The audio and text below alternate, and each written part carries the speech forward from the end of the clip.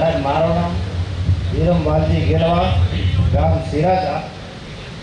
જે એ લોકો બધા કોઈ વિરોધી હોય, કોઈ આ કંપની તરફથી હોય, એ કહેતા હોય કે અહીંયા કંઈ વિકાસ નથી થયો, તો એ બધી વસ્તુ ખોટી છે.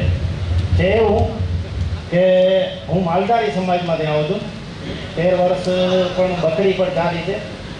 અને આ બધા જે કપડાં છે એ સાહેબ અમે 3 મહિના નાહવાની જગ્યા ન મળે, કારણ કે ભેંસોમાં બકરીમાં આવી રીતે બધું છે. અને જે આપણા નાકમાંથી જે સેડા નીકળે એ અહીંયા પડી જતા હતા. એટલે આ વસ્તુ એવી છે, કોઈ કહે છે ને કે રોજગાર નથી મળતી, એની વસ્તુ છે. તો અહીંયાથી અમે કપડાં ડેલી સર્વિસ હું દિવસમાં 2 વાર ચેન્જ કરું છું.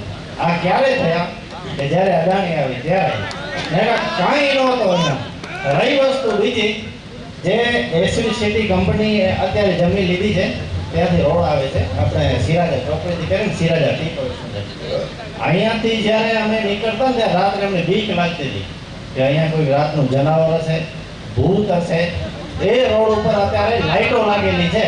કોની ભલે હશે કોઈ એને કરાળી જમીનની, કોઈ એસવી સિટીની, પણ અહીંયા કોઈ એવો છે નહીં કે રોજગાર નથી. ઘણું બધું છે.